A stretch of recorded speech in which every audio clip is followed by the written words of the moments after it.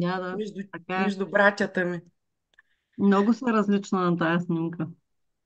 Аз не мога да се позная. Къде има снимка? Ами И ще ви Искам я да я пусна. видя. каже. Да. Айде пусни я после. Много ми е интересно. М, Наживо сме. Да.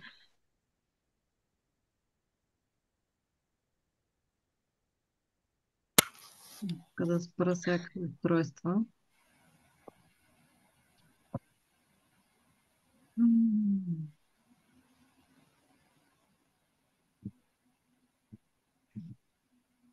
Днеска се вълнувам повече от обичайно. И така чудих се защо. Какво е по-различното? М, Всъщност аз знам какво е по-различното. Темата за женската академия, тези, които ги подготвям, написаните неща предварително. Тази тема, Алекс, колко пъти я писах? 3 или 4. 4 ли? Не знам. Обикновено ги пиша от първия път и нищо не променям после. Имаше един момент, който беше много интересен и мисля, че пряко е свързан с днешната тема. И то беше моментът, в който решихме да направим семейната академия. И тогава всъщност започнах да подготвям темите за семейната академия. За женската ги бях подготвила до някъде. И започнаха да се препокриват.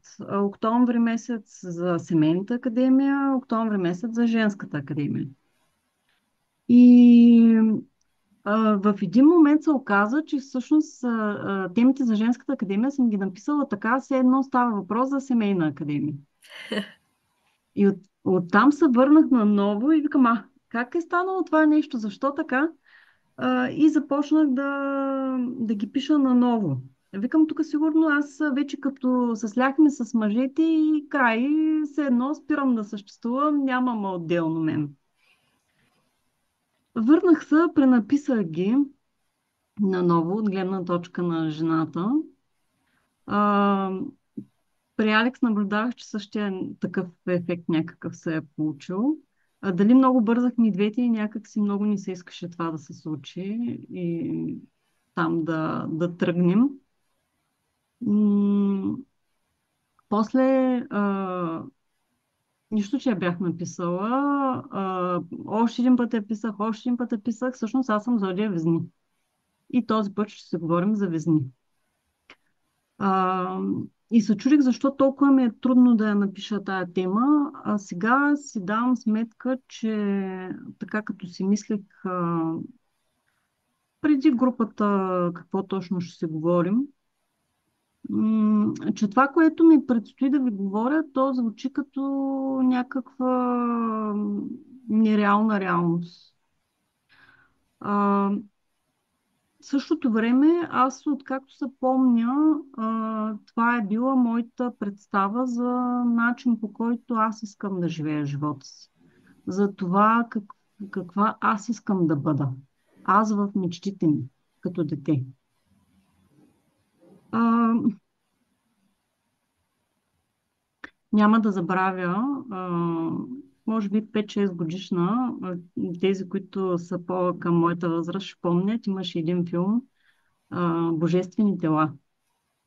Помните ли го? Не може да не сте го гледали. Аз съм гледала над 100 пъти. А, Този филм направо преобърна ситуацията ми. Аз имам чувство, че живеех в него. И ние блокове А4, дето има, чертаях някакви хореографии и вече си представях как ще се събираме, ще правим група, ще ги изпълняваме и въобще беше някаква луда еуфория. Любимия момент беше, когато приключва състезанието и когато го дават този момент, той излезе от работа и тя, спомня ли се, сини балони, седи и го чака. И той я вижда и с една голяма усмивка и тя пуска балоните да отлетат и се прегръщат. М, В моята представа винаги живота ми е бил свързан с мъж. Нямало е друга опция. А, Имам предвид с човек, който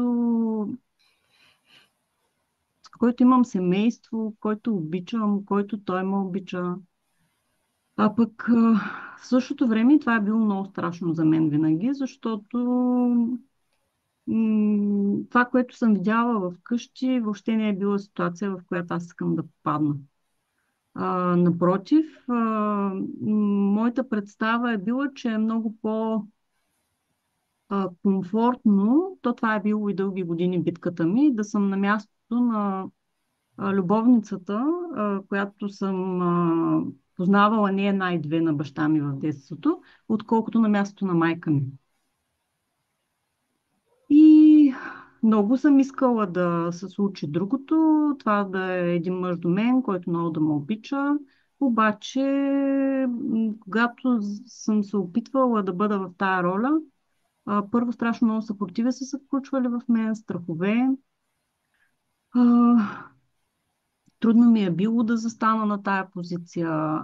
Гледала съм я да избягам по някакъв начин, под някаква форма.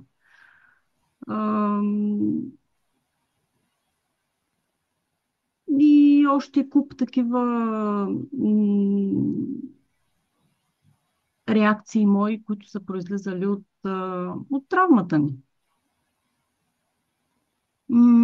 Много време ми отне да намеря начин как това е възможно, но нито за момент не съм спирала да вярвам, че има любов и че тя е нещо съвсем достижимо, стига да намериш начина, по който да я достигнеш.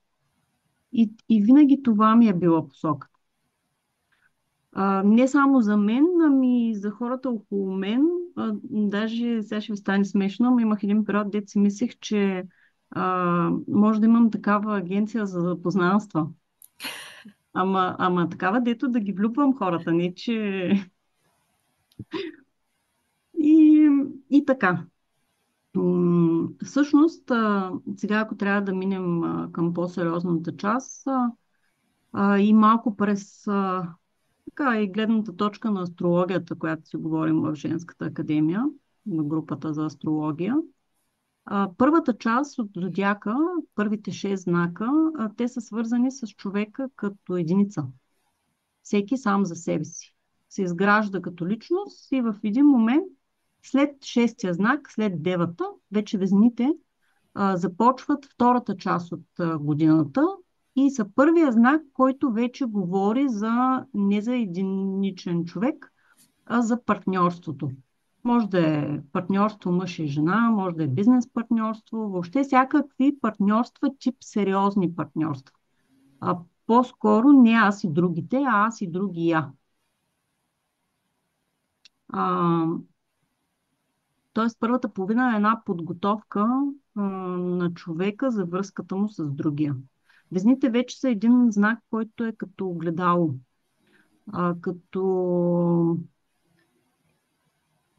Той изобразява точно тази динамика, която много често си говорим по групите, как партньора до нас ни е едно огледало и ни показва най-болезнените части от нас.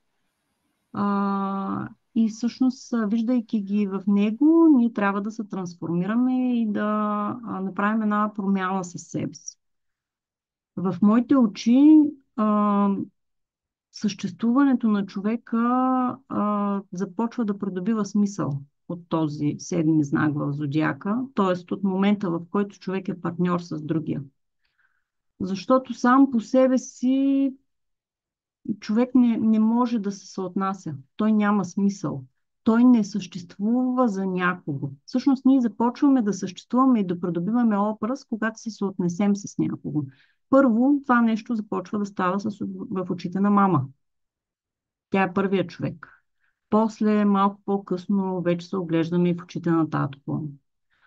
После започваме да се оглеждаме в очите на учителката в детската градина, която често също е много голям фактор. Началните класове, нататъка. И всъщност, дори процеса на терапия, ако говорим за него, пак е някакъв начин да се огледаме в очите на терапевта. Той да ни помогне да изиграе тази роля така важна за нас, за да можем да се родим. защото сякаш човек е блокиран и в психологичен смисъл не се е родил, докато не намери ни очи, в които да се огледа и то по един добър начин за себе си, в които да се почувства готов, че това, което ще види, няма да, няма да е нещо, което ще го разруши. Всъщност малко или много човек цял живот е в едно търсене на себе си. Всички връзки, които създаваме, всички ситуации, през които минаваме, са такива, че м, а, търсим точно този образ на себе си посредством тях. Когато човек не е достатъчно пораснал и готов за връзка, обвързвайки се с партньор, всъщност огледалото на среща показва един образ, който не му харесва. И много често разводите, точно това е причината. Предпочитаме да хвърлим огледалото и да го щупим, отколкото да се променим. Всъщност това е, което виждам постоянно, даже и в клиповете, които пускаме напоследък в Семейната академия. По коментарите на хората виждам как те се отнасят, сякаш ние хората сме предмети, което е нещо страшно. Този човек не става и просто трябва да бъде изоставен, а пък тази жена трябва да продължи живота си напред. Да, обаче това е невъзможно. Просто защото не може проблема да е само в единия човек. Няма как това да се случи. Всъщност партньорството във везните казва точно това. Аз съм огледал на другия и той е мое огледало. И всъщност оттам нататъка, когато се огледаме в другия, човек започва да расте. Започва първо да придобива смисъл на неговото съществуване, защото дава полезност на другия, изгражда връзка, изгражда... м, става реален. Може би това е най-точното. Става реален. Защото сам по себе си той може да бъде всякакъв. И няма нужда да се съобразява с никой. Ние може да бъдем такива, каквито искаме да бъдем. В момента, в който се появи още един човек до нас, това, което ние правим, вече се отразява на другия по някакъв начин. И то започва да става или добро, или лошо, спрямо това, което другия преживява. И вече има оценъчна стойност. Което означава, че всъщност се раждаме посредством другия. И там започва всичко. Значи това е абсурдното в днешния свят, което прави за мен толкова трудна тая тема, че всъщност хората си мислят, че живота е преди другия. А преди другия няма живот. Живота започва с другия и оттам нататъка тръгва дълбочината на спиралата, по която ни тръгваме и започваме да се променяме. И всъщност тази връзка с другия започва да става важна за нас. Защото ние се събираме с човек, който е от рождено семейство много подобно на нашето, с много подобна динамика, с много неща познати. Това е начинът, по който се събираме с другия. Това разпознаваме и това ни привлича. И оттам нататъка имаме шанс ние да направим нещо по-добро за себе си. Ако приемем, че всъщност ние не можем да се захвърлим, ами просто можем да контролираме живота си по начина, по който имаме нужда да го контролираме. И да станем такива, каквито ни се иска да станем. Спрямо другия, посредством него. И там започва всичко. Само, че тук има един ключов момент, в който преди това, преди срещата с другия, в фантазията си ние сме сякаш съвършени. Докато когато дойде срещата с другия, започваме точно поради всички тези динамики, които говорихме до момента, изведнъж да придобива добра или лоша стойност това, което правим. И всъщност е нужно да се смирим, за да можем да тръгнем да се променяме. Да приемем, че ние сме просто хора че една част от нещата, които правим, са добри, друга част от нещата, които правим, са лоши. И в крайна сметка, това да дадеш любов на другия е най-стойностното нещо, което може да направиш.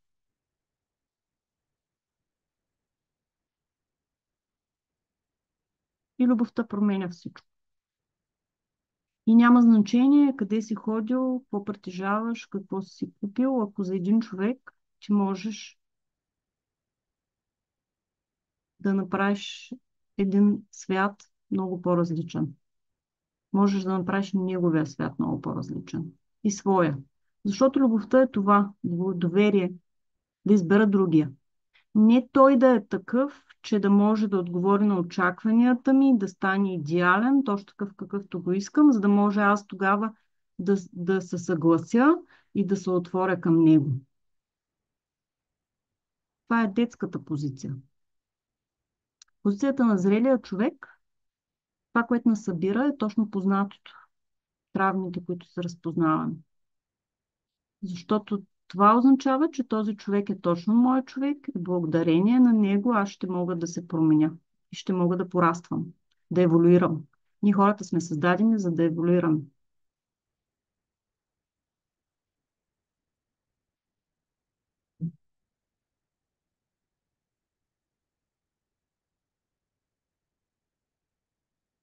Тогава всичко придобива смисъл. Точно в тая връзка с партньора.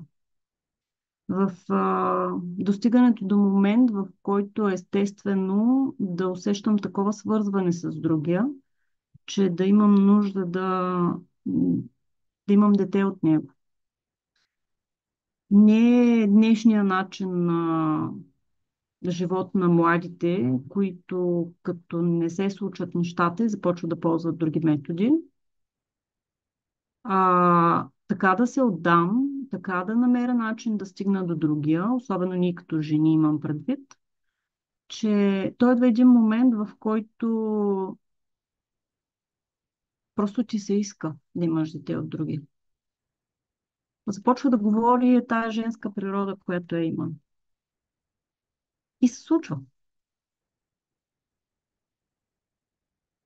Другият ти става много ценен. Искаш го за себе си. Страшно звучи. Особено когато човек пак ще се върна към днешния човек, който някак си му е по-важно той да е идеален, отколкото да е жив.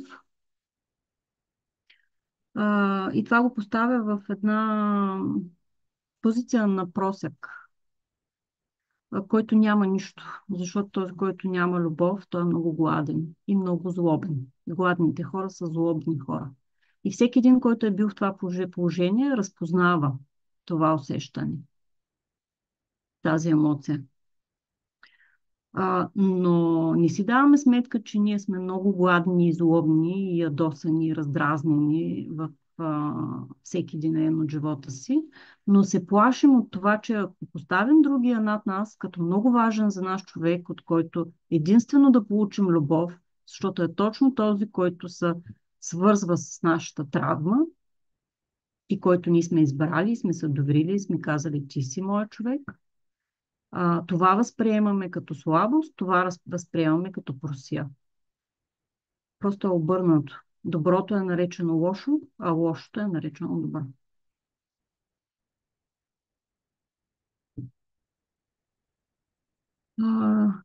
Човек трябва да е много силен за да обича. Наистина се иска смелост да се отдадеш по този начин на другия. По простата причина, че за да получаваш от него, ти трябва да го поставиш по-високо. Това е проблема. Да му покажеш, че той е важен за теб, за да може да иска да дава.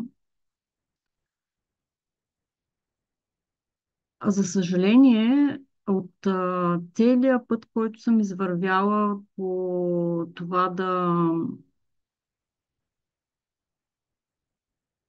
изучавам обичта между партньорите, да трупам опит и професионален, и личен на първо място във връзката,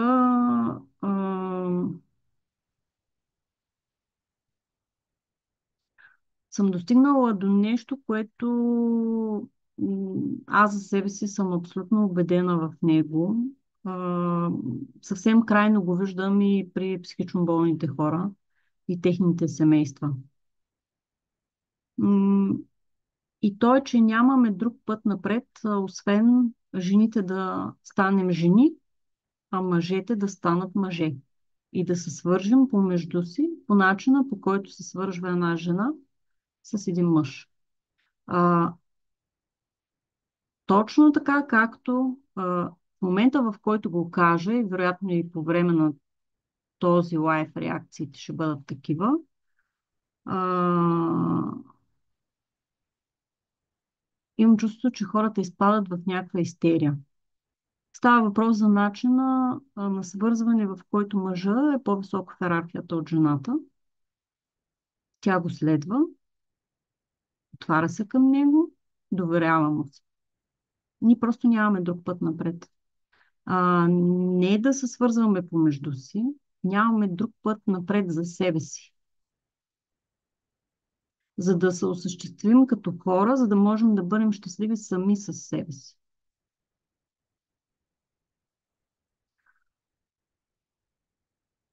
Да, със сигурност има домашно насилие. Със сигурност има няколко случая, в които в последно време видяхме на убити жени и на още други страшни неща, които кошмар за всички нас като жени, дори да си го помислим. Само, че картината на зрелия човек не е бяла или черна. Картината на зрелия човек, в нея има различни цветове, различни нюанси, някои от които по-силни, други от които по-слаби. И зрелият човек се научава да ги разпознава, да ги усеща и да ги отреагира. Не можем да отречем природата заради случаите, от които се ужасяваме. Защото тогава трябва да зачеркнем себе си, защото може да ни се случи.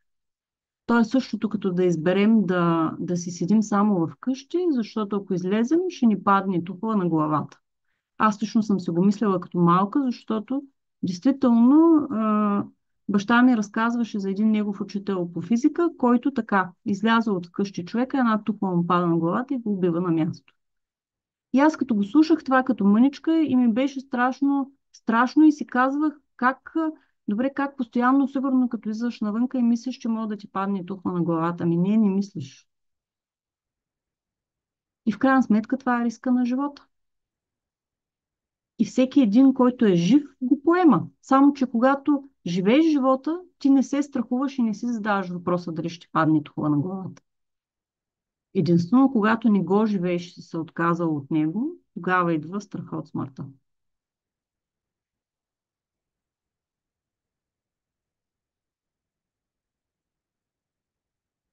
За съжаление, много тежки станаха нещата в последно време и то по повод на масовото разпространение в интернет, на всякакви популярни течения, които обясняват как жената трябва да е еманципирана, жената трябва да е кучка, жената трябва да е не знам каква още, което толкова много е погълнало хората, че имам чувство, че няма излизане от това нещо. А, то е смърт. Просто е смърт. Една жена, както може да излекува семейството си, така може и да го умори. Може да го разболее. И всички ние като жени трябва да си дадем сметка за това нещо. Аз лично през практиката си от сблъскването поради личната ми история и с психичната болест и с смъртта, постоянно около мен се въртят такива случаи и буквално го виждам като динамика в семейството. Кое докъде води? Начина на живот, какво води след себе си? Не случайно често ми казват, че нещата, които казвам, че ще се случат, те се случват. И когато човек започне да го разпознава това нещо и започне да вижда всъщност всичко колко е свързано, живота става много по-контролируем и много по-управляем, което смятам, че всъщност е една зрялост. Защото това да си обхванал е такова пространство от целия живот и да си мислиш, че ти си уникален и невероятен в рамките на това пространство, а пък цялото останало да не го виждаш, какво е?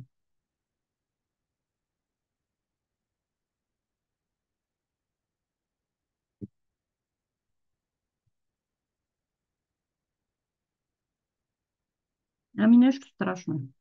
Нещо страшно. За мен е така, защото все повече си давам сметка, че за да може да съществуваме, то не става въпрос само за партньорството, ами отвъд партньорството ние всъщност сме много зависими един от друг, като хора. Имаме нужда да сме заедно, да не се чувстваме самотни.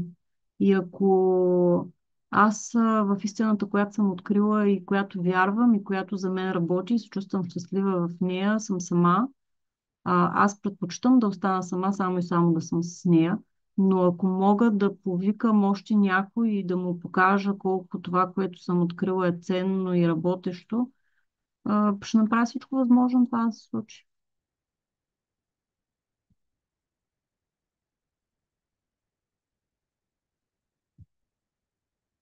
Просто искам повече хора да сме щастливи. А пък това се случва, когато можем да сме себе си. Когато жените може да сме жени, да сме спокойни, да обичаме, да започнем да насочваме вниманието си към това да се учим да обичаме, да приемаме, че обичта не е това да изискваш от някого нещо, а обичта е това да опознаваш другия и да намираш начин да стигаш до него. Особено за жените да намериш начин така да обединиш семейството, че всеки да се чувства добре в него. Приет, разбран и обичан. И тогава жената става ценна за този мъж, защото никой друг не може да го накара да се чувства по този начин. Съответно, той гледа да й се отблагодари. Защото в свободата се случва точно така. Ние не сме свързани по принуда, защото сме се оженили, защото сме подписали. Не, че съм против подписването, напротив. За мен то е много важно.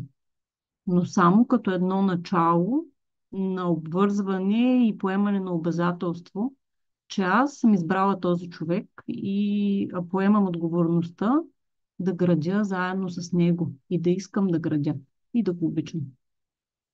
Оттам нататък съдържанието на връзката трябва да бъде такова, че всеки да бъде свободен в тази връзка, да избере другия.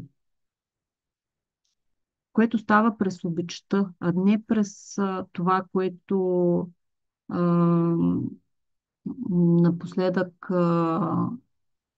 обясняват по тези сайтове, как всъщност жената е толкова важна и той мъжа трябва да изпълнява той, за да може тя, видиш ли, да благоволи да му даде ръката си. Това не е връзка и това не е обич. В това ние сме деца, които търсим по-добрия родител от нашия, който сме имали. Но никой не може да бъде родител за нас, дори по-добър и от лошия родител, който сме имали. Просто защото не е родител. И една такава връзка е обречена. Няма път напред. Да, всички, разбира се, имат избор да живеят в отричането на живота, в нехаресването на връзката си, в нехаресването на живота си и в недоволството срещу него. Аз за себе си избирам да обичам мъжа си.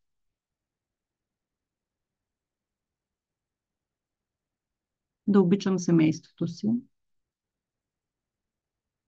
и да си го харесвам такъв, какъвто аз съм си го избрала. Въпреки. Защото и той мен обича въпреки. Не защото съм лоша и искам да съм лоша, а защото съм аз. И имам своята специфика. И човек с мен отключва съответните страхове, както съответно аз с него. И всъщност най-важното нещо, което ми се струва, че днес трябва да изговорим, е точно това, че любовта е избор. А, Тя не е заради нещо си. И ако еди какво си се промени, тогава аз мога да почна да обичам. И това няма нищо общо с това, че има поведения, които не бива да бъдат допускани. Двете са различни неща. Но моя избор, аз да съм тук а, с другия и да искам да съм с него, то е само и лично мой. И то е момент на натискане на копчето. Просто аз избирам да съм тук, да съм отворена и да го обичам този мъж. Аз го избирам, което означава, че аз го харесвам такъв какъвто е и поемам ангажимента да намеря начин аз да се чувствам добре, за да може да съм готова за срещата с него. Срещата в преносен смисъл. Както е и негов ангажимент, той да се чувства добре и да е готов за срещата с мен. И когато се видим, да не се натоварваме взаимно с претенции, изисквания, очаквания, а всъщност да се опитаме да прекараме едно добро време заедно. Защото това е заедно. Не някой да спасява някой, а просто заедно с някой да вървиш по един и същи път, да се бориш за едни и същи идеали, за едни и същи ценности. И за нещо, което е общо. Трудно е, защото по този път ние сме неправилни. Винаги когато свържем с другия в обич и в живия живот, грешките не се виждат постоянно, ежедневно. И ни трябва да сме готови за това. Но всъщност порастването е свързано точно с раздяла с тази невинност. Че аз ще се харесам на всички. Не, няма да се харесам на всички. Аз ще се харесам само на мъжа ми.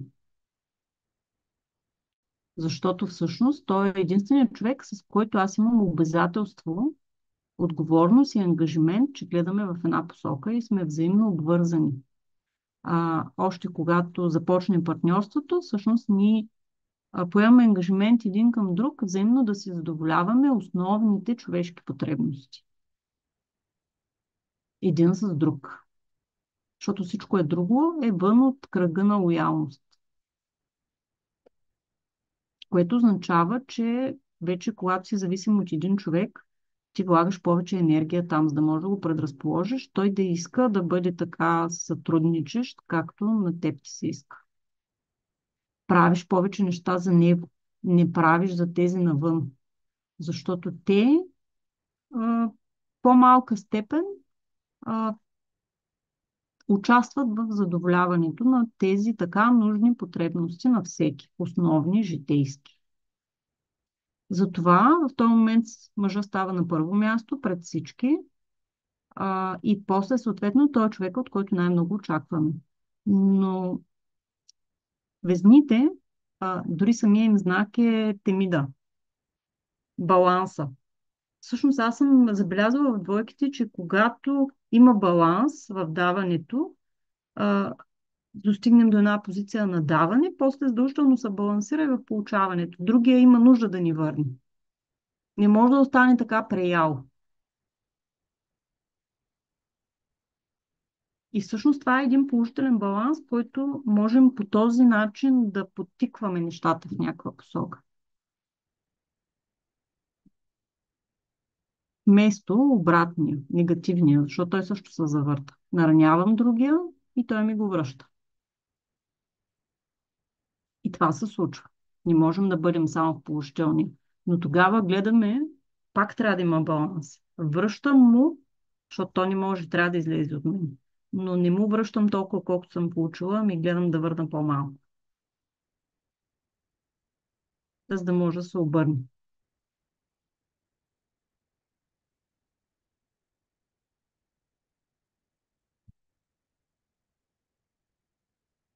любовта е за големи хора.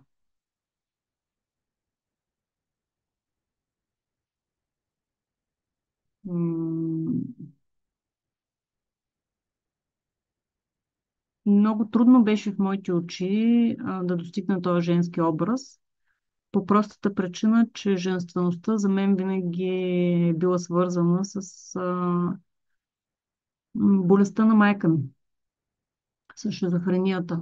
И аз дълги години не можех да... Аз се страхувах да бъда жена. И съответно всички женски неща, които прави една жена, за мен беше много страшно да ги правя. Чувствах се много слаба в тях и имах чувството, че мога да плодея. Имах такъв страх.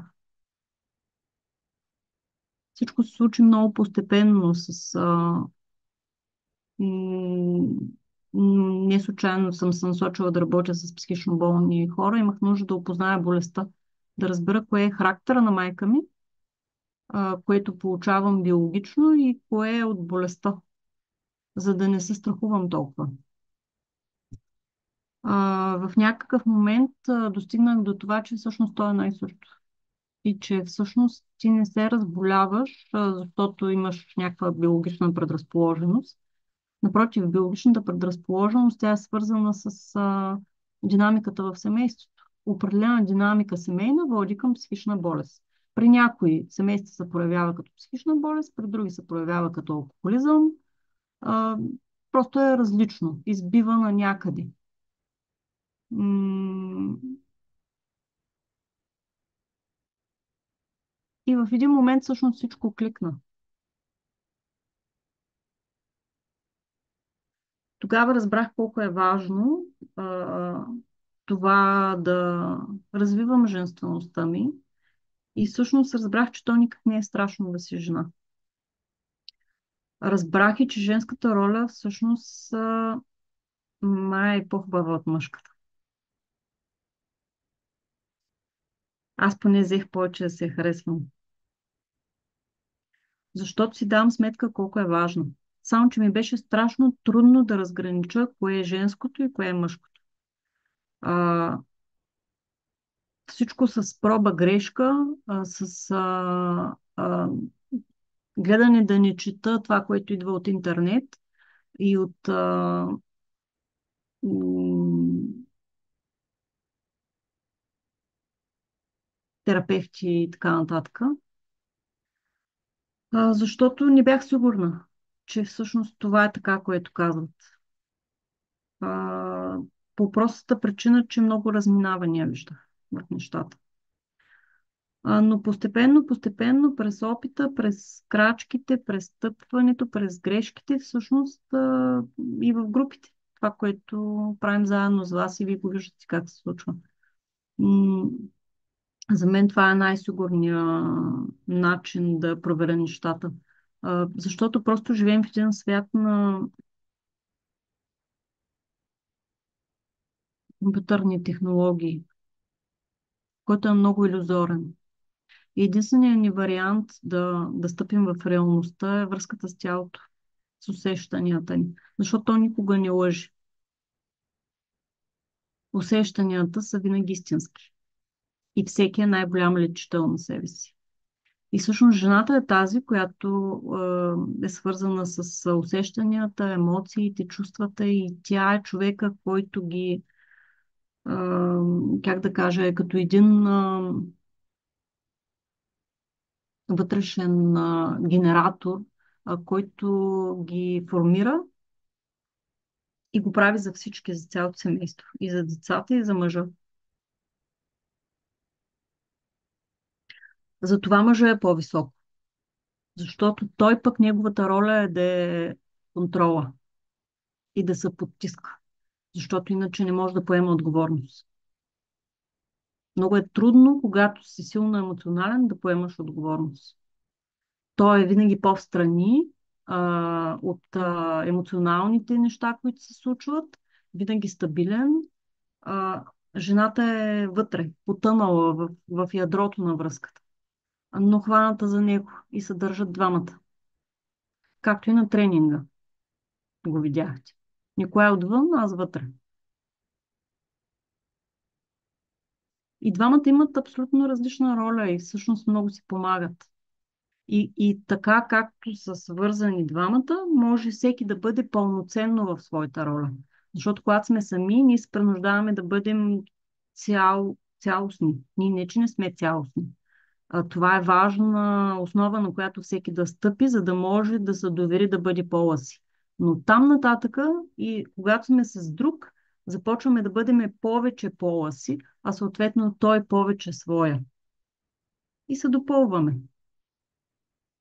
Като все пак, винаги в моментите, когато се случва едно като копчване, като сливане, започва да се усеща гняв във връзката. И в този момент аз винаги гледам да се отдръпна, пак за момент ставам цялостна и примерно по отношение на това, което е възникнало гнева, аз го поемам да свърша и мъжката част, за да мога да освободя другия. Той да е свободен да избере да го направи за мен, а не да го прави по задължение. И той е като един танц, който се случва във връзката. Но жената е тази, която усеща и го отреагира това нещо. Усеща гнева на мъжа, отреагира го. Просто защото връзката е, обичта е това, в нея има само истина. Не може да има обич, в която другия само да иска да бъде добър с мен. И никога да не се ядосва. Никога да не усеща, че му е в повече. Няма, това е затвор, това не е обич. Просто жената в момента, в който усети гнева на мъжа, тя го отреагира. Смирява се. Подчинява се. А той е гневен, когато тя иска повече да го дръпне и да го потопи и него вътре. Обаче той тогава не може да е функционален като мъж. Той има нужда от дистанция. И в нея няма нищо лошо. Ние жените сме зрели хора и можем и сами да останем малко празни вътре в това. Иначе връзката се изражда и става нещо друго. И това е, което всъщност в темата бях описала. Везните, те имат двама управители. Венера, женската Венера, която е съблазнителката, чувствителната. Тя усеща, значи Луната по-скоро се занимава с това, което правим в медитациите. Усещанията. Докато Венера прави изборите. От тези усещания аз избирам да направя това. Защото малкото дете, той иска каквото усети, каквото му се доиска, такова да е, каквото му се доиска. Докато зрялата жена вече си дава сметка, че определени избори не мога да ги имам сега веднага, защото ако инвестирам в това да изчакам, да отложа или нещо да дам сега, нещо в последствие или от нещо да се откажа, аз ще стигна на едно много по-добро място за мен. И всъщност Венера е тази, която избира какво да прави с усещанията, с емоциите, която налага ценностите, която съблазнява, която привлича, която омайва. Докато Сатурн, той е времето, той е кармата, той е последната планета, която е от Слънцето, ако приемем като източник на Аза. От Слънцето последната планета е Сатурн. Той е железен, при него няма прошка. Той на база на дисциплината, на база на това, което е заслужено, това е получено, той отреагира абсолютно справедливо на всички тези емоции на Венера. И всъщност жената винаги е от тези две части. Има една съблазнителка външно, а в същото време има и този Сатурн, който е студения и на моменти може да бъде и много желязна. Както, например, когато се случва нещо с детето и тя бързо трябва да отреагира. Всяка от вас, която има дете, го е преживяла в този момент. В момента, в който се разболее, няма емоции, няма нищо, просто ставаш бетон. И знаеш всичко бързо, какво трябва да направиш, как да го направиш. Изведнъж, все едно коренно различен човек. Докато при мъжете, те вътрешно са много чувствителни. За сметка на това, при тях външно е много... Студената е външно. Точно заради тази чувствителност вътре.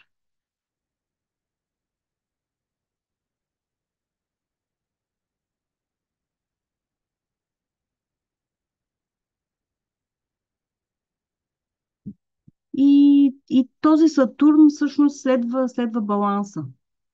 Просто всичко трябва да е отреагирано. Иерархията, която също е на Сатурн, трябва да е спазена. Бащата, след него жената, след нея детето, първото, после второто дете. Всяко едно нещо е на мястото си. В момента, в който нещо мръдне, вече м, не е възможна връзката. Ако човек не може да създаде връзка, това си има причини, които трябва да се наблюдават. Защо? В кой момент връзката се разпада? Каква е причината?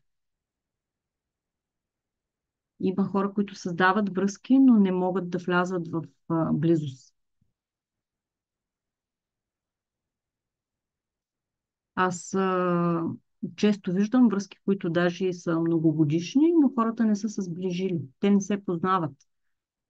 Но те и сами себе си не се познават. Всъщност жената е тази, която борави с емоциите, с кризите в семейството. Въобще цялата емоционална част, тя е под контрола на жената. Мъжете не могат да се оправят с това нещо. Те не могат да понасят емоции.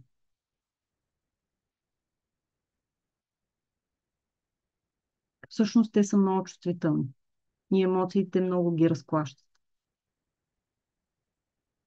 Те за това са и мъжете, които тези, как да кажа, по-силните биткаджиите.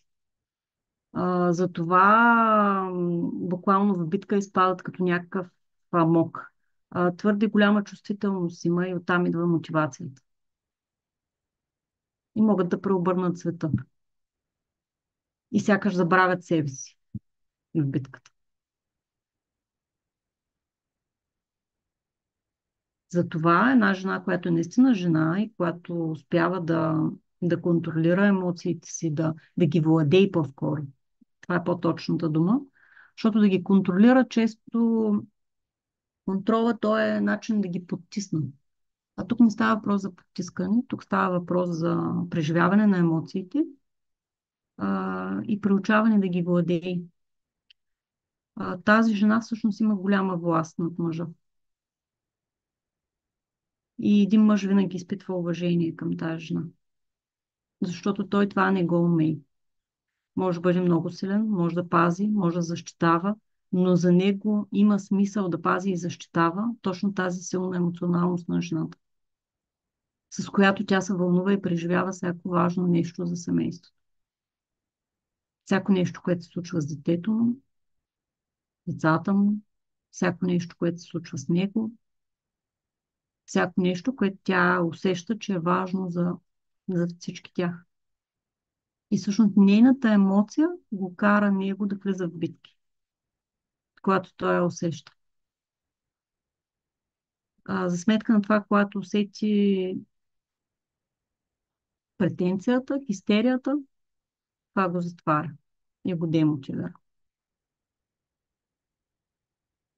И по някакъв начин Венера и Сатурн са много свързани. Всъщност, за да можем да бъдем жени, ние трябва да сме цялостни, трябва да сме пораснали, трябва да можем да разчитаме на себе си, трябва да можем да сме самостоятелни, да сме зрели, да имаме развит Сатурн в себе си, на волята, на дисциплината, на постоянството, на справянето и тогава можем да се отпуснем да преживяваме всички тези емоции.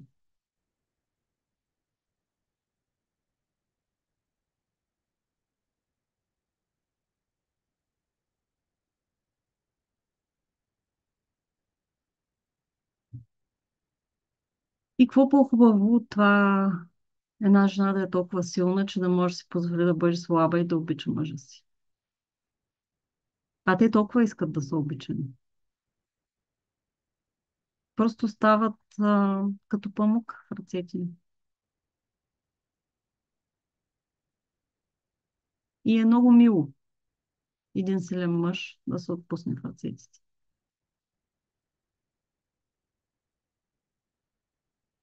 И започват да се стремят да бъдат още по-силни за нас. А пък колкото по-ние сме женствени, толкова повече пък се откъсваме от тая сила, която еманципираните жени развиват в себе си.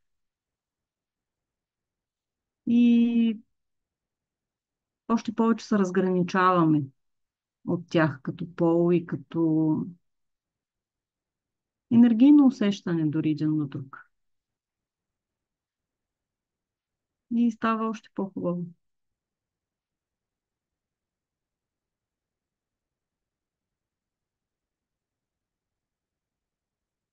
И то е като едно училище за всеки от нас. И да се учим да бъдем себе си. Да бъдем по-добре за себе си и за другия. И да създадем едно семейство, което да дава усещане за стабилност на децата, които имат двама родители, които се обичат и се искат. И те са спокойни да се справят с нещата, които им предстоят едно след друго в годините на порастване. И всъщност всичко си идва на място. Всеки е на мястото си, всеки изпълнява задачата, която има да изпълни. А, Всичко е такова, какво трябва да е. И чувстваш се нужен. А от това по-голяма сигурност нищо друго не може да даде на човек. Това да усещаш, че си нужен на другия. Тогава няма страх, че той ще изостави, че той ще ти изневери. А, Просто усещаш, че точно ти си му нужен на този човек и никой друг не може да замести в момента. Толкова сте станали специфични и толкова сте се свързвали и сте се опознали и сте се научили да обичате другия и той се е научил да обича вас. И това го прави жената. Просто с усещането си за себе си и за другия. И с мъничките си реакции, кога да е твърда, кога да е отхвърляща, кога да е топла, кога да е нежна, кога да покаже а, и наблегне на структурата, кога да покаже и наблегне на иерархията. Тя е като пазител на всичко това.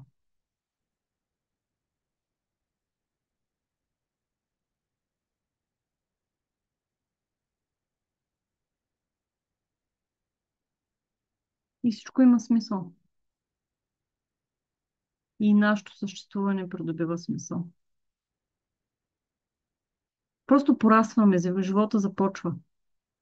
Не застиваме в това да се съпротивляваме срещу природата си, срещу пола си, срещу това кой какъв да бъде. В един момент започваш да вървиш крачки и да се учиш да бъдеш по-добрата версия на себе си.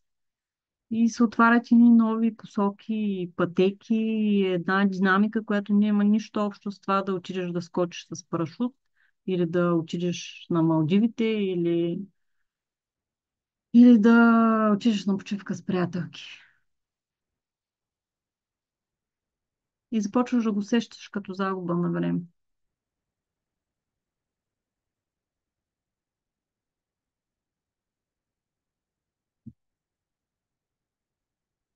Не, че е лесно, но пък е интересно.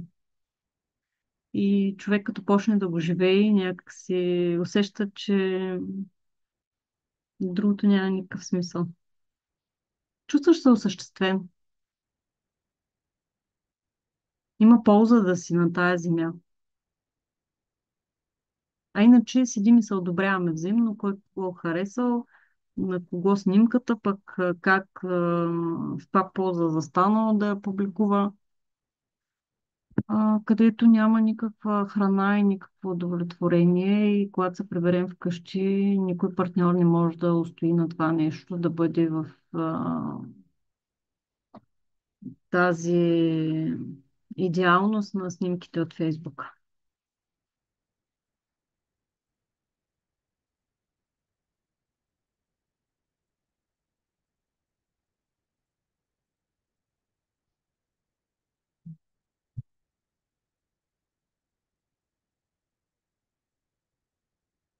Замислихте се.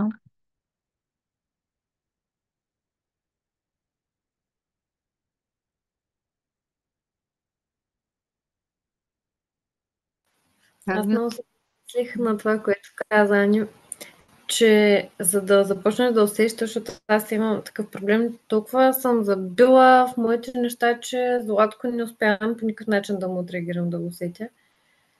Нали, трябва да ме разтърси нещо, както казах на тренинга. Това много ми хареса, че започваш да развиваш Сатурна, започваш да развиваш това. Усещам, че съм започнала да имам доверие повече на себе си. Аз смятам, че ще се справя и след емоции. Общо да ми се случва живота, ще го държа. И така някак си напоследък, сега пак казвам, много е крехко, но започнах лека по лека и Златко да го усещам. Ма не да го усещам над него да съм кажи какво има. Усещам, че има нещо, когато е готов ще каже. Искаме се да ми казват. То при нас е малко такова, че на мен така ми върви в живота, че не се изказват нещата, но винаги са едни такива, както ти ги наричаш подмолни течения. Нали? Не сме свикнали да се оказваме, ами си го гълтаме и двамата сме така. Обаче някак съм готова да чакам и предстои време да съм жена, въпреки това да не спирам. Което е много яко. А знаеш ли, обратното на тия подмолни течения е усещането. Всъщност то навкарва в реалността. А подмолните течения са контрола. Другия отказва да ми каже и се дърпа на страна. Аз обаче имам своите усещания в този момент. И някога няма нужда на другия да ми каже. Аз усещам. И всъщност аз мога да отреагирам и без той да ми каже. Даже е много как да кажа, тя има една динамика, която се случва отвъд думите. И тя е много по-ясна, много по-видима. И тогава сякаш се подчиняваш на другия и на неговото пространство, неговата нужда от пространство.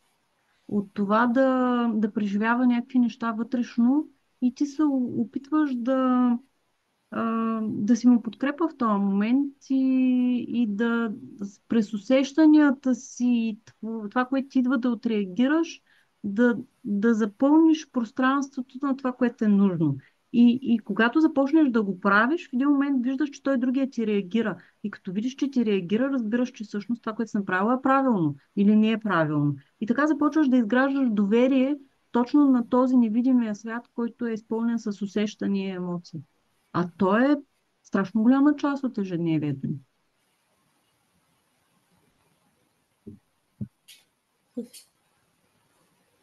И така се изграждаш като вътрешен авторитет постепенно за себе си. Точно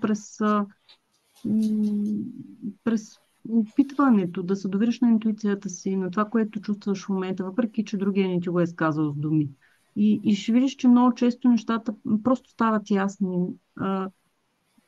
Даже много по-ясни, отколкото да ти каже каквото и да е. И няма нужда, защото думите, като се изкажат, карат мъжа се едно да се постави в някаква по-слаба позиция. Това не е мъжкото, а по-скоро ние жените сме в това. И виждаш, че то даже няма нужда да ти го казва, ти го усещаш и точно в този момент е тази подкрепа, от която мъжете имат нужда. Без да го поставяш в позиция да е слаб, да подкрепиш и да дадеш обич.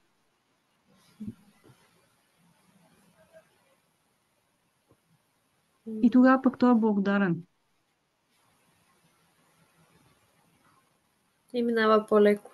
Да. Има една топла, нежна жена вкъщи, която успява да усети. И да бъде с него в това, в което е, по начина, по който той го чувства, приема, иска. А пък мъжете се отблагодаряват. И то много.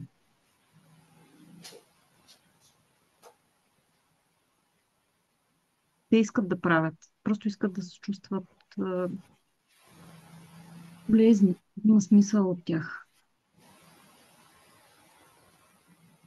А пък в основния фокус на днешното ежедневие, почивките, смисъл има от тях. Всеки си е самодостатъчен.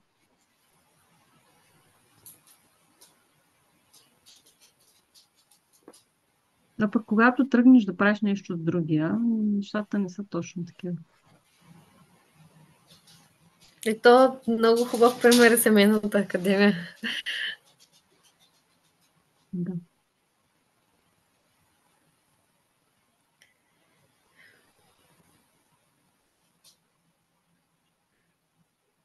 Другите издигнаха ли някакви въпроси? Ани, аз как да те попитам, когато спомена за, нали, колко е важен баланс за даване и получаване, спомена и нещо, че ние, когато, нали, получаваме, трябва да връщаме по-малко към партньора, за да може да се завъртят нещата, нали, и да се върнат при нас. Какъв смисъл го каза по-малко?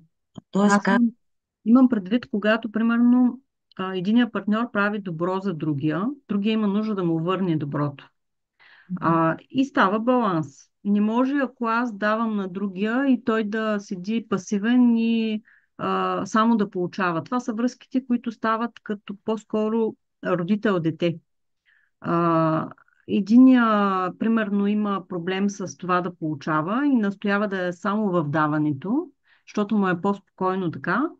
Съответно, как го блокира това нещо? Примерно, каза му на другия, че не, ти това не можеш да го правиш, защото не го разбираш. Няма да го направиш както трябва. И той другия в един момент се принуждава, той нищо не може да направи. Постепенно, буквално като дете става, но пък това нещо предизвиква много емоции. Буквално намразва другия, защото не може да му върне, не може да се изравни с него. И всъщност какво прави? Започва да го наранява. И така от положителна динамиката се обръща в отрицателна. И когато единия го нарани, другия съответно пък има нужда да му го върне. И тук имам предвид, когато единия партньор те нарани, ти имаш нужда да му върнеш нараняването, но да се опиташ да е по-малко, отколкото е било неговото, за да може постепенно да се завърне динамиката в обратния ред. И да стане вместо в нараняването, което се разменяме, да се започнем в даването на любов един към друг и правенето.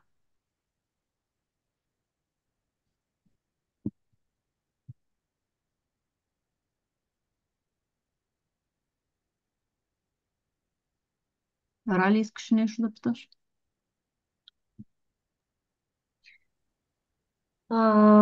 Аз и аз като те бил от малка съм си се представила с мъж винаги и нямах търпение да направя 18, да тръгна да уча и да се оженя, както и направих, да се омъжа.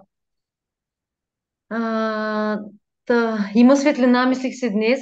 Чух от жени около мене, че по повод на еманципираните кариеристките, които правят пари, изправят се сами, и едната жена каза, абе всичките амбиции, които имаме, са за да си щастлив вкъщи. До там се свежда всичко. И ако нямаш, и ако не си щастлив вкъщи, значи нямаш нищо. С кой ще ги споделиш те пари или тя кариера и каквото и да е. И много ми хареса това, че всичките ти амбиции се свеждат до това да си щастлив вкъщи. Пък исках да те питам, това, което казваш, мъжа да е по-горе, по-нависоко. В моята глава винаги е било така, защото татко винаги е бил шефа вкъщи. Той изкарва парите, той е. И от подигото още, нали, моя любим роман, той е пак така си има патриархат. И така е било в главата ми.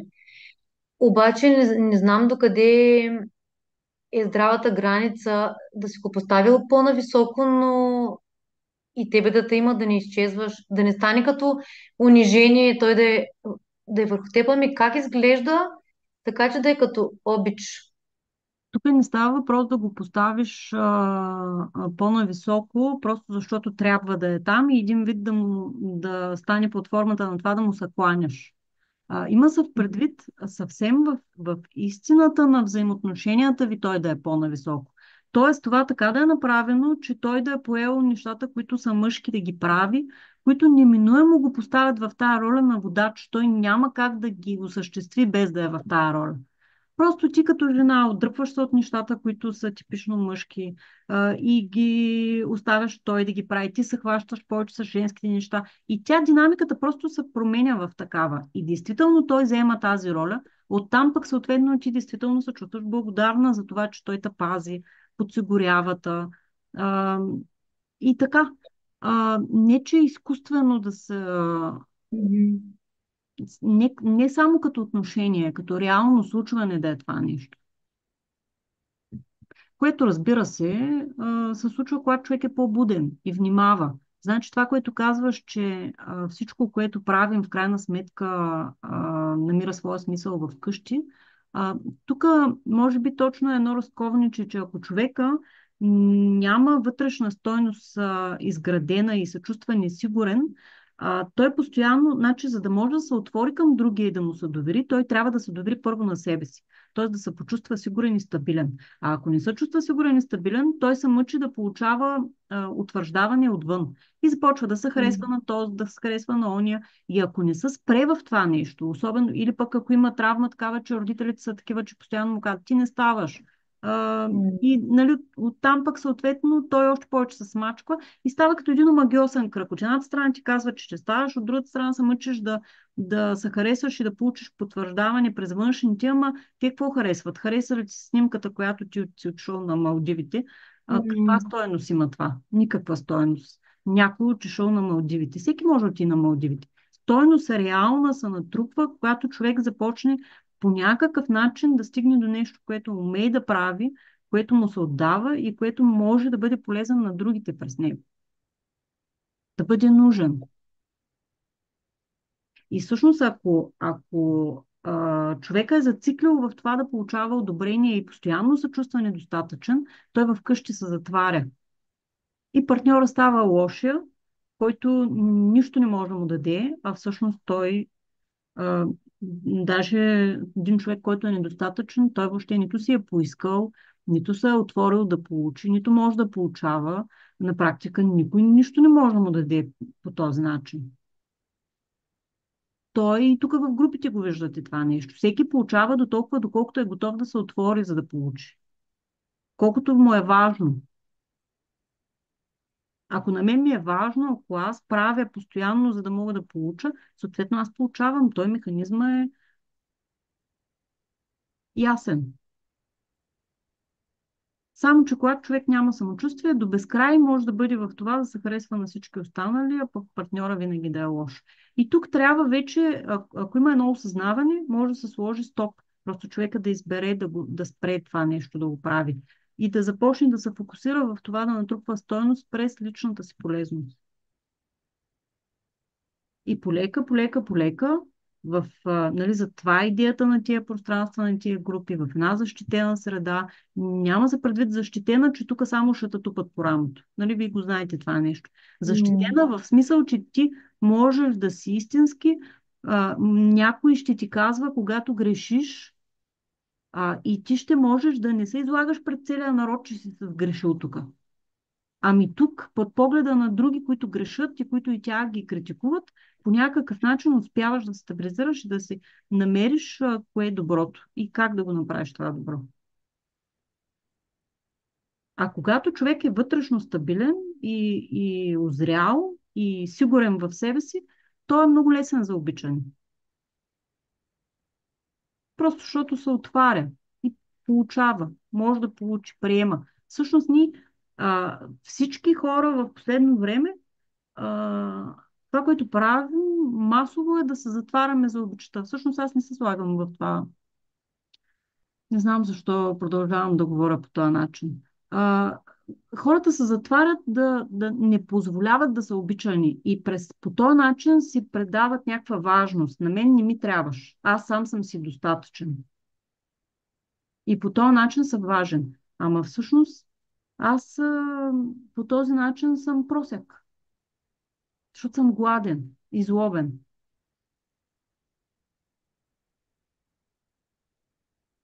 И нещастен. Кой е този човек, дето всъщност не се отваря никой да го обича, не може толкова да се научи да получава и да постави някой друг по-високо от него.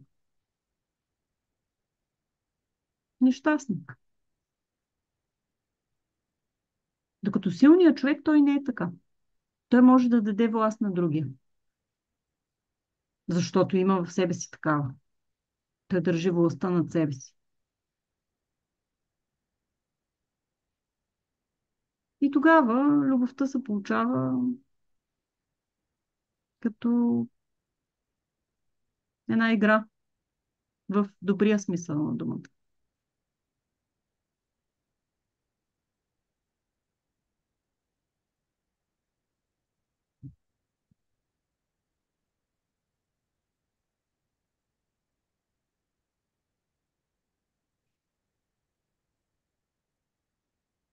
Дай ще ви покажа, преди да почнем, изтеглих ни карти. Ето е първата, едната ръка хваната за другата и вкопчване. Това според мен са партньорите, които не се обичат и ме буквално са вкопчили един в друг и двамата се мъчат да се харесат на всички останали, за да получат одобрение. Аз това го свързвам. Ето второто просяка. Зато и се казвам просяка, защото картата такава се падна. Привързаност. Да съм привързан към това да съм просяк, да съм в нямането. Да нямам какво да дам на други. И съответно аз тогава и нямам право да получа. И стоя гладен и нещастен и прося и се свършвам и умирам и този живот не е за мен. И съответно третата карта, мъже и жена, които се прегръщат и очаровани. Но пък нямат лица. Тоест човек трябва по някакъв начин да си преглътне егото, за да може да обича. Да не се поставя на първо място. С навиран нос и самодостатъчен егоист.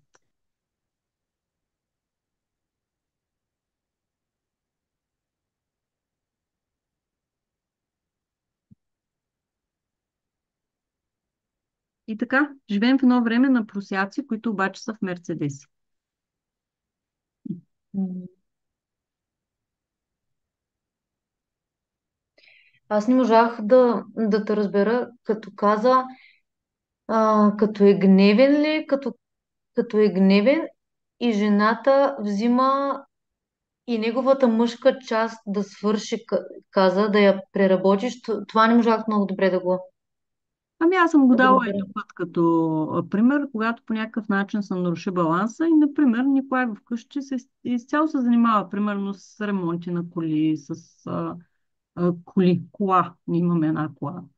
С нали, такива чисто мъжки неща, които трябва да се вършат, но в момент, в който по някакъв начин се е усетил пренебрегнат или пък му е дошло в повече или нещо, започва да се ядосва и усещам, че е гневен и не отреагираме остро, не му се прави в момента това. И аз в този момент се оставям и просто поемам и примерно го взимам аз и го правя в момента това. Мгм. Без да има проблем, без да се мръщя, без да мрънкам, без да Мгм. напротив, с желание го правя, да му покажа, че той не е длъжен. И всъщност никой не е длъжен. Всеки трябва да бъде свободен във връзката. И ако се усети такова нещо, че на другия не му е приятно нещо, човек трябва да отреагира на това и да го прави сам, да го свърши сам. Не да казва, о, той за какво ми е тогава? Не, той ми е за обич, той не ми е за детегледачка или за... И всъщност, когато аз го обичам, той ги прави всички неща, които са за него. Защото е благодарен, защото получава обич. Например, на мен ми е било много трудно някой път, понеже вкъщи само аз съм готвила. Това ми е било моя контрол. А, някой път просто не ми се е готвило. Наистина. И да кажа, не ми се готви, това ми е било много трудно да го направя. И Златко тогава да трябва той да сготви или по някакъв начин да се случат нещата между нас. И го имам все едно, ако кажа или ако покажа, че не ми се готви, все едно някакво мое задължение, което съм обещала, някаква договорка, аз се развалям. И съм се чувствала точно като в такъв затвор. Ами можеш да го кажеш предварително. Аз обикновено в такива моменти, примерно казвам, ели кога си, няма да мога да сготвя. Ако имаш време, ти направи нещо. Ако не, дай да вземем от някъде нещо. И то тогава другия знае, той е подготвен. Мгм. Да, това е, че аз не си го и признавам и не го казвам и то става като един гняв, дед го трупам и много гадно. И не значи тогава точно това, от което ти се оплакваш, че той не ти казва, ти го правиш същото. О, да, да. Да, защото някак си се едно да не разочароваш другия, да не развалиш договора, пък то просто, нали, едно просто изречение може да промени целия... А това е точно това слепване, за което говорим, но в него няма обич. В него има двама човека, които са просяци, а обаче държат през контрола, да са се подсигурили да са заедно завинаги. Обаче истината е, че когато човек е гладен, на такъв човек не може да се разчита. Той е предател. Защото той много бързо, всъщност в момента, в който спреш да му даваш и нещото, в което ти си договорил, и той вече отишъл някъде другаде и те е заменил с нещо. Даже има хора, които така си седат гладни и не искат от никой нищо да получават, за да могат да контролират, да са сигурни. И такъв човек не можеш, той няма обич в него. Ти не можеш нищо да, никакво доверие не може да имаш с този човек. Той те заменя като 2 2 4. Аз така съм се притеснявала, защото аз като съм отказвала, защото сега почнах, и той намира ресторант да отиде, има си там един италианец, дет му готви. Ами тук зависи пак, нали, едно е това, което казваш.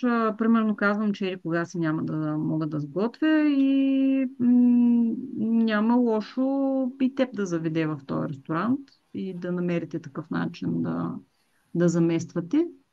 А, Важното е да има свобода в това нещо. Защото любовта верее само в свобода. Да не е под формата на контрол. Той да те притиска с това, че във всеки един момент, в който ти не сготвиш, аз ще отида при италянеца и той още по-хубаво ще ми сготви. Да. Нали, тогава е проблем. Ако го прави, за да те направи свободна, а пък в същото време той не иска да готви, но пък предпочита ти да му сготвиш, това вече е нещо различно. Мгм. Да. Всяко едно нещо може да бъде добро и лошо, а няма такова нещо, което да е само добро или само лошо. И най-лошото нещо някъде е точно на мястото си.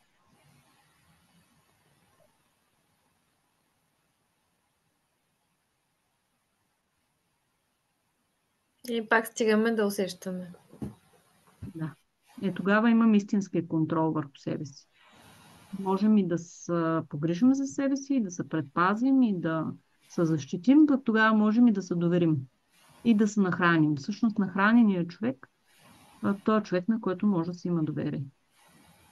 Няма да те предаде, няма да... Той е силен човек. Просто трябва да сме вътрешно нахранени, за да сме силни. Във всеки един смисъл, не е само буквално. Като осъществяване, като човек, като полезност, но и като хранене, в пряк и преносен смисъл. Смисъл такова, това да съм осъществена и да се чувствам удовлетворена, също е хранене. То храненето може да бъде посредством различни неща, но и да речем да съм независима от другия, в този смисъл да не се храня само през него, само докато съм с него. Ами да мога и сама да имам неща, които на мен ми носят удоволствие и аз се чувствам добре. Това ме държи стабилна, че аз не съм изцяло зависима само от него. И вече тогава мога и да се доверя на него, защото в противен случай, ако съм изцяло зависима от него, това е като оцеляване. Тогава не мога да се отворя да го обичам. Аз получавам през него, но няма го доверието и отварянето. Ами има го подчинението, защото трябва, защото само през теб се храня. А не защото искам и си отварям душата за тебе. И аз го избирам това нещо, което се случва в момента. Има голяма разлика.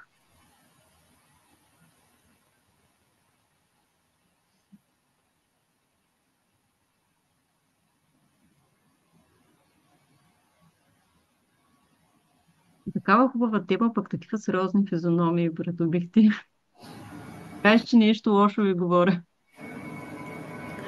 Напротив, даже като говориш е като някакъв филм, такъв любовен, житейски и аз лично замислям за това, което съм видяла от родителите, това, което правя във връзките Това, което не правя във връзките, разбира се, там къде е моята грешка, къде се слагам над другия, къде я няма везната.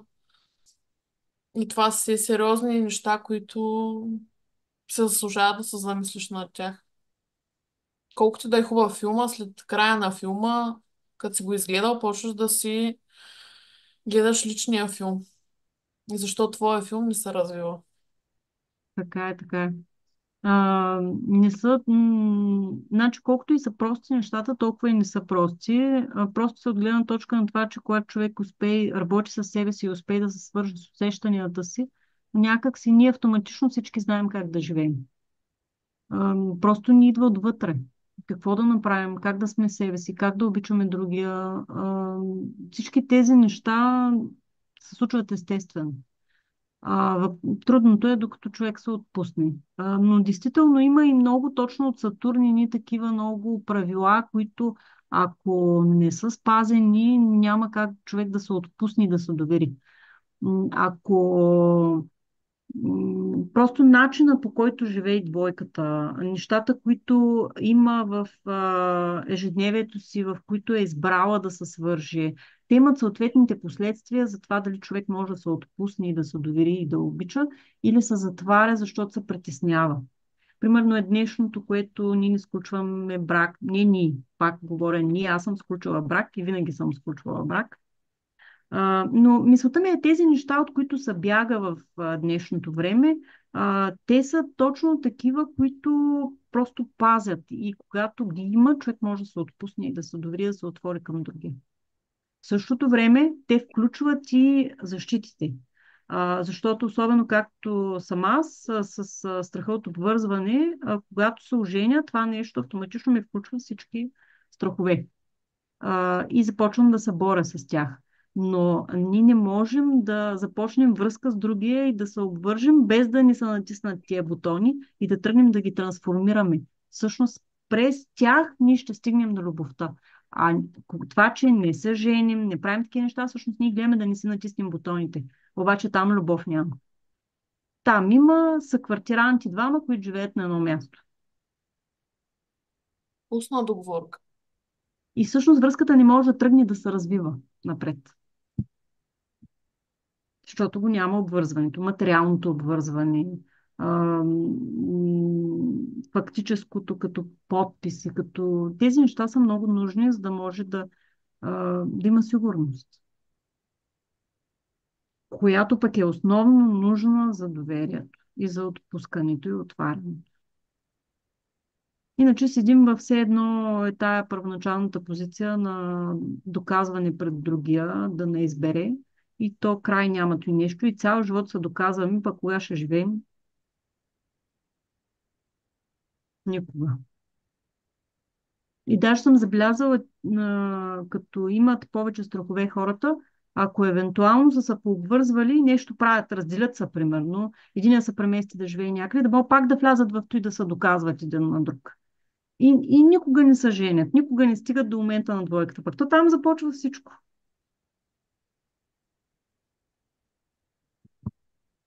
Само, че и там са и страховете, които човек среща и трябва да започне да се променя, но пък така, точно тези страхове, които отключват партньора, са точно тези, които на мен ми липсват сама по себе си, за да мога аз да си стъпя на краката, аз да се почувствам на себе си.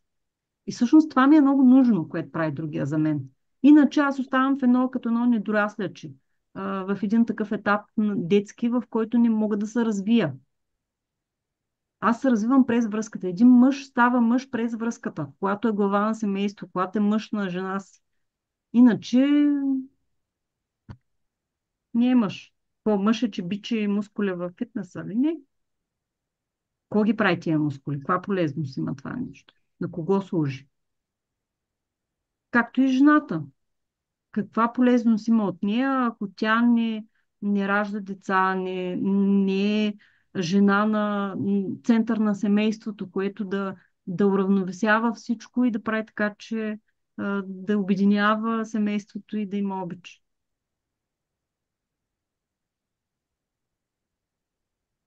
Иначе са едни пропиляни човешки животи. Но често това е изказано по един начин, който звучи добре. И има голямо значение всъщност да издам малко и от подкаста ни, де предстои да излезе. Николай дето казва, че просто всеки един човек, колкото и да се развива, ако той не е минал през това да създаде семейство, то просто не се счита това нещо. Защото има голяма разлика. Дали ти си се фокусирал в това, примерно, да спечелиш някоя награда и да станеш много добър в нещо, но когато започнеш дори да върнеш живота, който ти самия си получил и да благодариш за него посредством дете, което създадеш, вече светът ти става коренно различен. И ако се опиташ също нещо, което си го правил преди това да го направиш, след като имаш семейство и дете, нещата са много различни. И едно време действително беше така. Поставяха се на начална позиция тези, които имат деца и семейства. Този, който тръгне да се развежда, този, който няма семейство. Те буквално се слагаха назад в класациите. Каквото и да направиха, имаше смисъл. И това беше действително добро за обществото. Защото го развива, защото света продължава да съществува. Както е било и ергинския дамък. Камък. Да. Да. М. Сега обаче няма как да се върнем в това време. То може би не е и нужно време да пораснем. И сами да достигнем до тези избори, давайки си сметка защо са и какво водят след себе си. Защото всяко нещо има причина, следствие. Причина, следствие.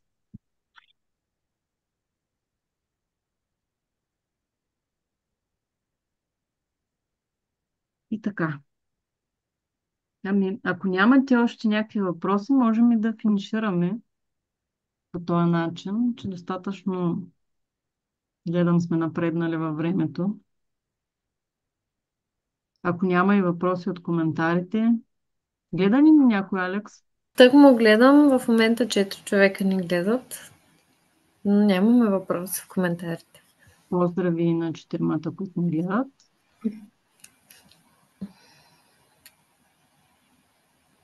И много е хубаво да сме полезни за някой. Да има някой, който да ни гледа. Да. Ами добре. Хубава вечер, момичета. Радвам се, че Много благодаря за срещата. Аз много беше хубаво. Да. радвам се, че имаме това пространство, защото за мен е много ценно да вървя по пътя на моята женственост, защото и аз не съм пристигнала, то няма такъв човек да е пристигнал. И да имам заедно с кой да го правя. И да е споделено. И да откриваме ни нови крачки заедно през себе си. Пред себе си. И през себе си. Е вярно. Грешката е вярна. Благодаря, Аня. Благодаря. Благодаря. Хубава вечер. Лека.